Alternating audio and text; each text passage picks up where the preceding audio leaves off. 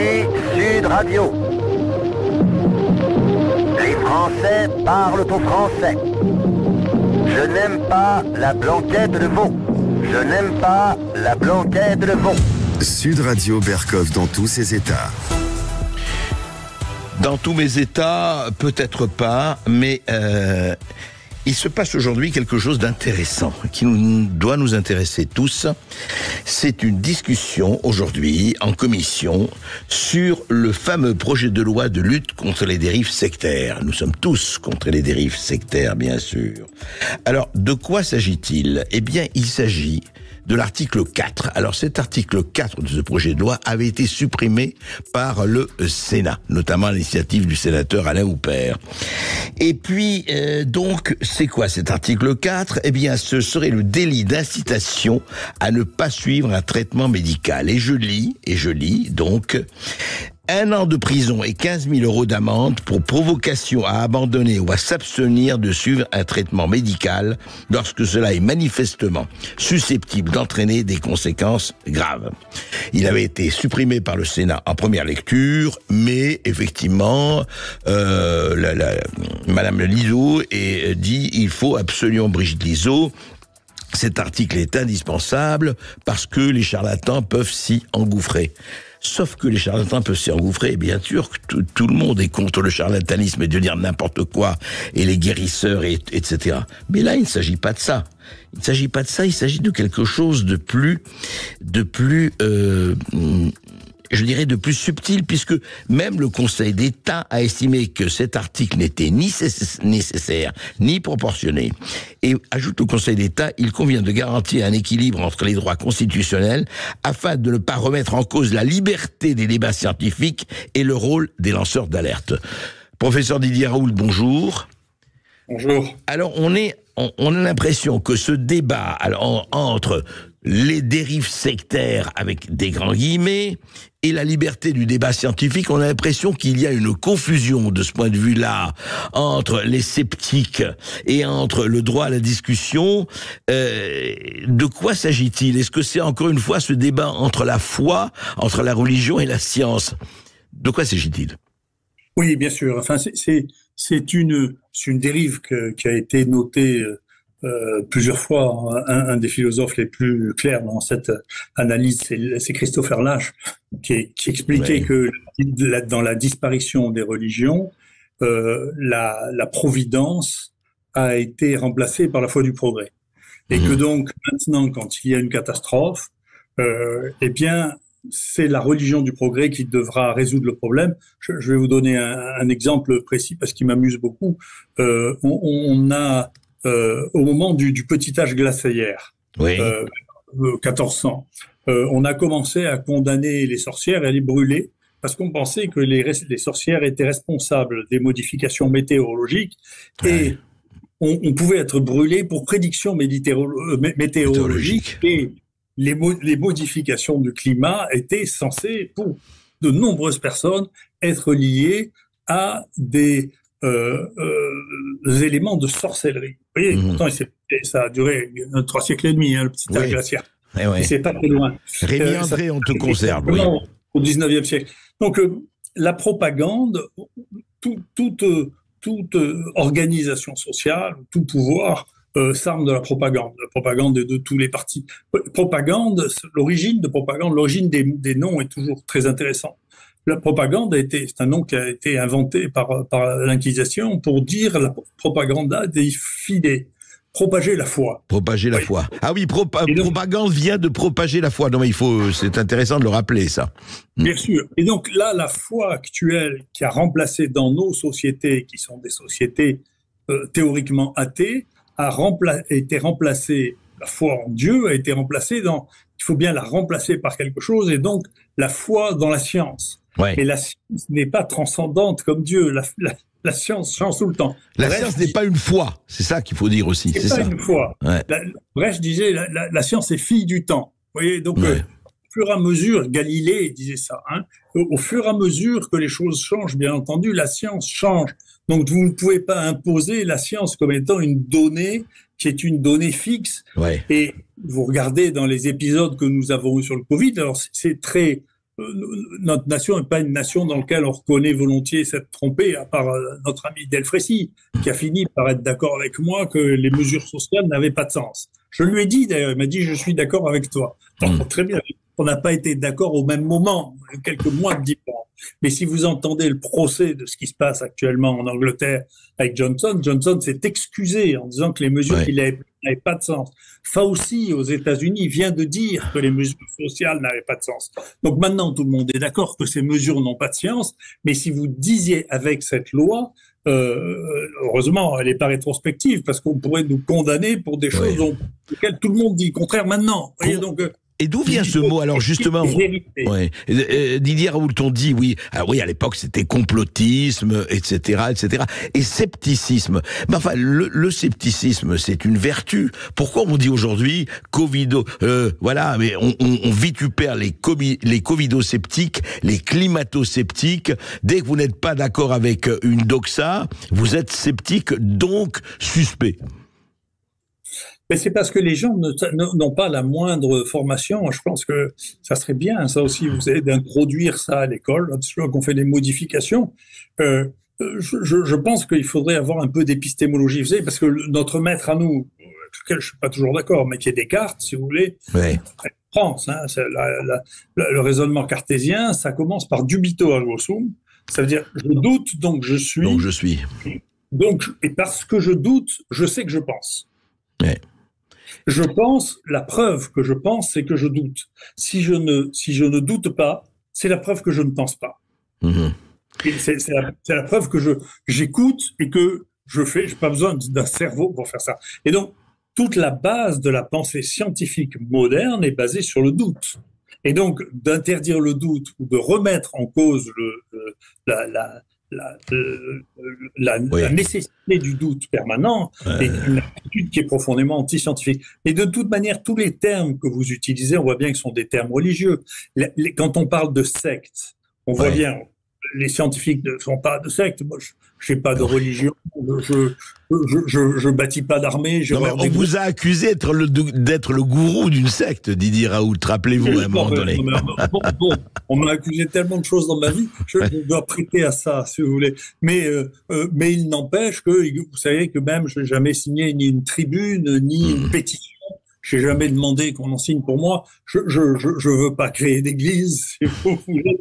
Et donc, mais en revanche, je sais bien que toutes les églises ont commencé par être des sectes. Il faut le rappeler. Le christianisme, c'était une secte juive qui s'est étendue ensuite aux gentils.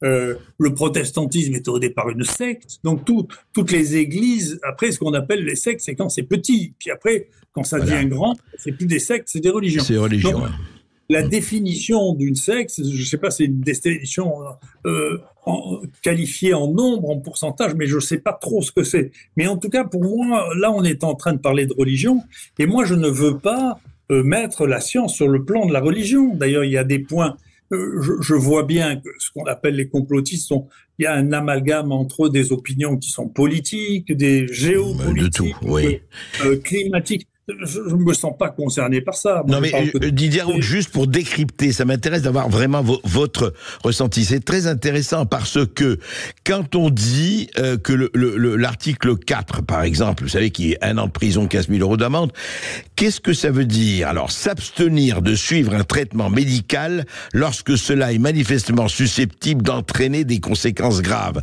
Si l'on se rappelle l'épisode Covid, il fallait prendre que du Doliprane et attendre effectivement d'appeler le 15 si on était dans un état proche de l'Ohio. C'est quoi? C'est-à-dire que comment on peut définir cela? Parce que c'est là où effectivement ça ouvre la porte. Si vous n'êtes pas d'accord avec l'argument principal qui consiste à soit se vacciner, soit prendre telle chose, eh bien vous êtes un relapse, quoi. Vous êtes un hérétique, disons-le.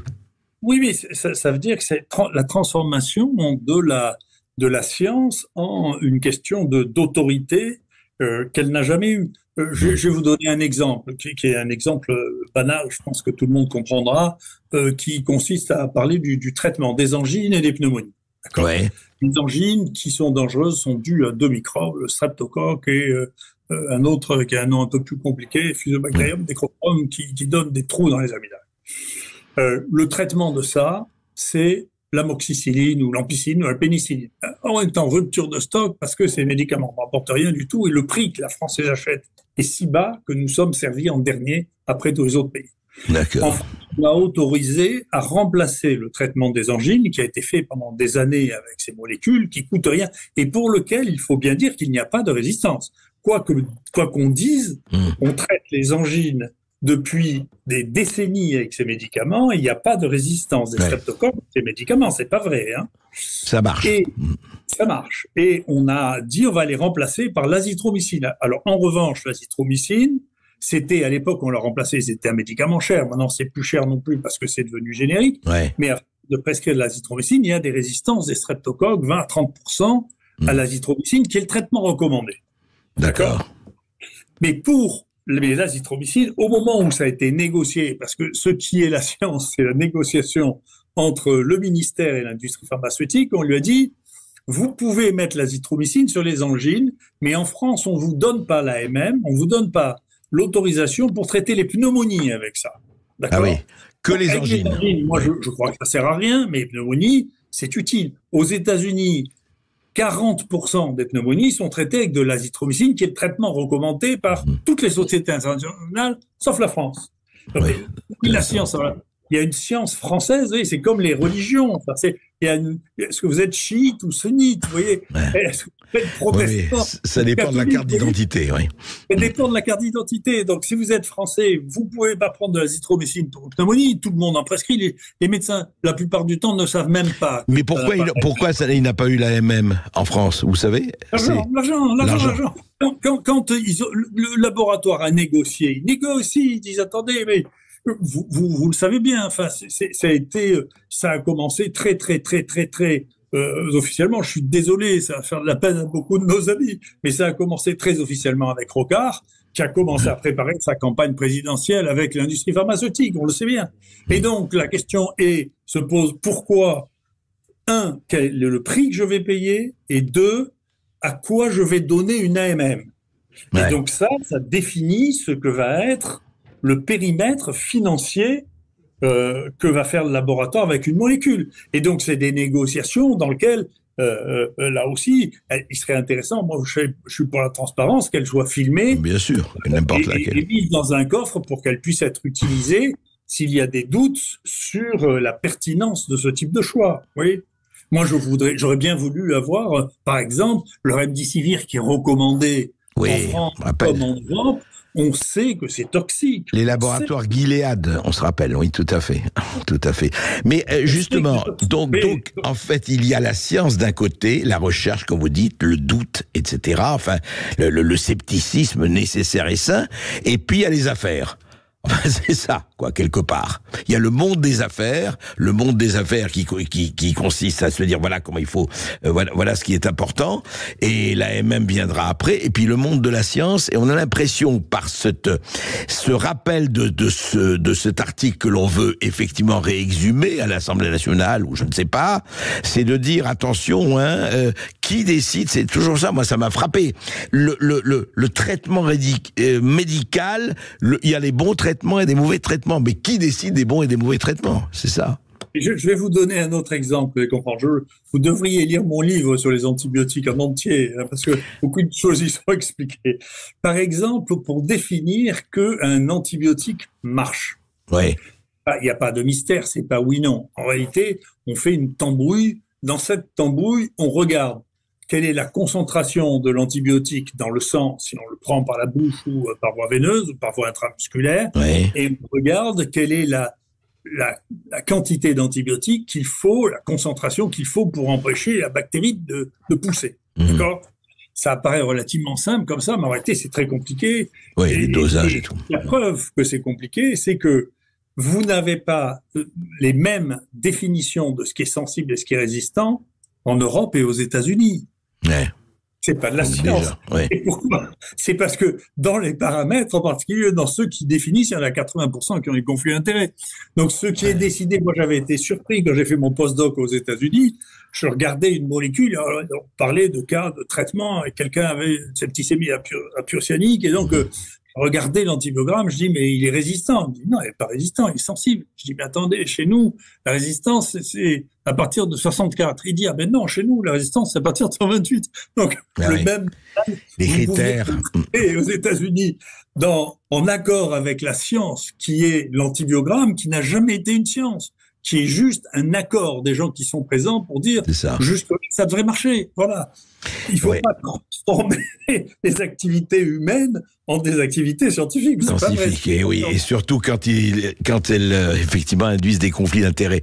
Merci Didier Raoult. On se retrouve, restez avec nous, on se retrouve juste après cette petite pause.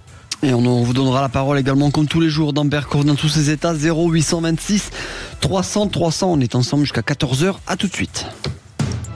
Sud Radio Berkoff dans tous ses états. Appelez maintenant pour réagir 0826 300 300. Ici Sud Radio. Les Français parlent au français. Les carottes sont cuites. Les carottes sont cuites. Sud Radio Berkoff dans tous ses états. Et nous sommes toujours avec le professeur Didier Raoult. Je voudrais juste vous lire le tweet du sénateur Alain Houpert. Il a dit à propos de cette loi sur les dérives sectaires, il dit ceci: l'article 4 de la loi sur les dérives sectaires est une réponse aux charlatans prônant les remèdes miracles. Là-dessus, tout le monde est d'accord pour effectivement empêcher cela, ou en tout cas le limiter. Mais ajoute Alain Houpert, il est dans sa rédaction une atteinte à la liberté du débat scientifique qui aurait pu s'appeler clairement article anti-Raoult. Nous sommes dans une dérive démocratique. Est-ce que c'est une dérive démocratique, Didier Raoult, ou c'est une dérive de l'ignorance? Ah, c'est difficile. Ne me posez pas de questions comme ça, vous savez que c'est compliqué.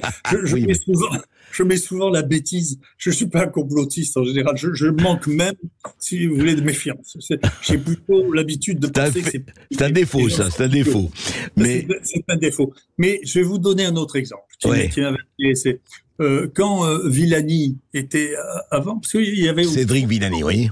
Mathématicien. 4 personnes très intelligentes avec qui je discutais dans les députés macronistes de la première, qui sont tous fait virer, mais dont Villani, qui était responsable de l'OPEC. Et Villani m'avait fait appeler par son assistante, et puis ensuite j'avais parlé avec lui, et leur question est une question très intéressante, qui était, écoutez, comment on peut faire pour que les gens prennent tous les vaccins qu'on leur dit de prendre? On a fait le listing, pourquoi ils les prennent pas? Ouais. Vous avez dit, vous savez combien il y a de programmes vaccinaux en Europe? 23 programmes différents. Qui a en Europe, 23 programmes différents. Ouais. En Angleterre, vous regardez sur la santé publique, on commence par dire ça n'est pas dans les mœurs de l'Angleterre d'avoir des vaccins obligatoires. 0 vaccin obligatoire. D'accord?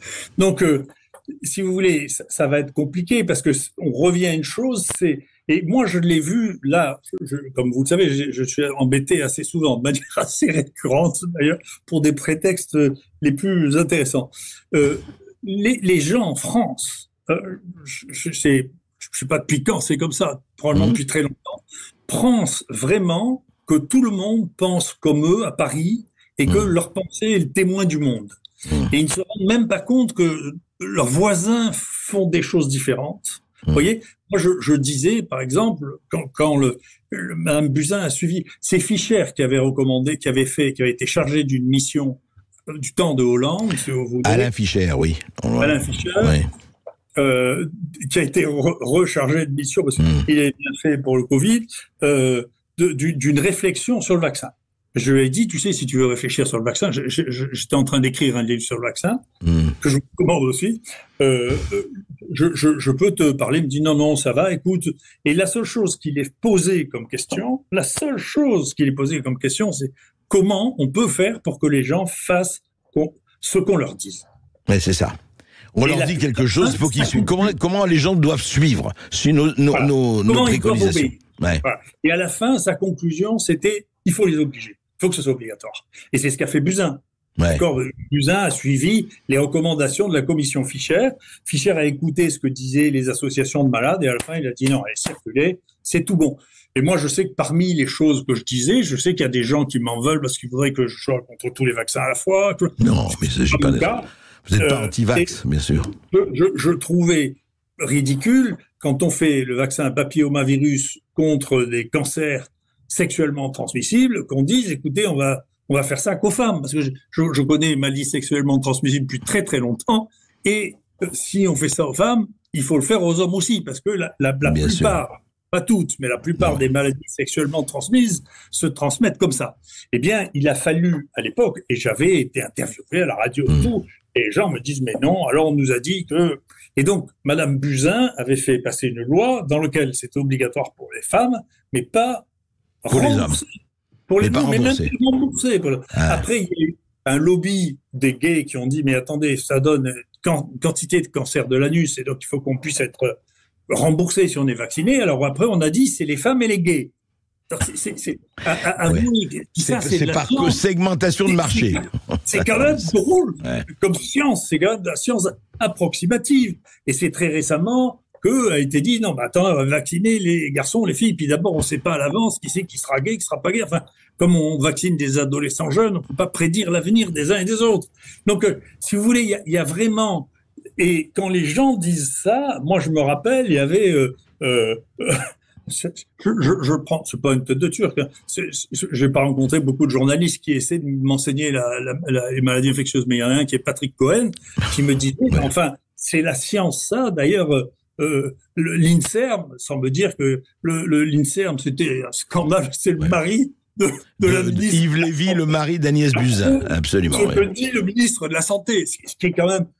Dans un cirque, c'est cocasse, c'est dommage qu'il n'y ait plus donc tout ça, effectivement, est totalement... et c'est ça qui est terrifiant dans cette histoire, c'est la subjectivité, les conflits d'intérêts, quelque part, l'emportent assez souvent, et peut-être trop souvent, sur, comme vous dites, la mise en question, le doute, en tout cas l'étude, je dirais même au sens littéral du terme. Alors, on en sort comment? On n'en sort pas, quoi. Ça va continuer comme ça.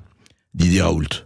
Le pire, c'est la question que vous me posez. Je pense que dans ces affaires, elles sont multifactorielles, comme la plupart des affaires. Bien sûr. Mais il y a beaucoup de gens qui disent ça, qui sont, écoutez bien le mot et prenez-le au premier degré, de bonne foi.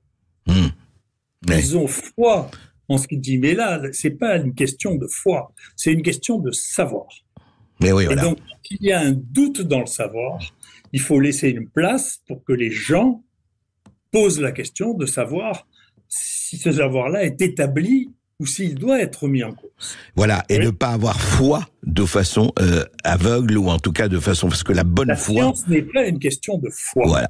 C'est une question de connaissance. Merci Didier Raoult, je crois que c'est assez clairement défini.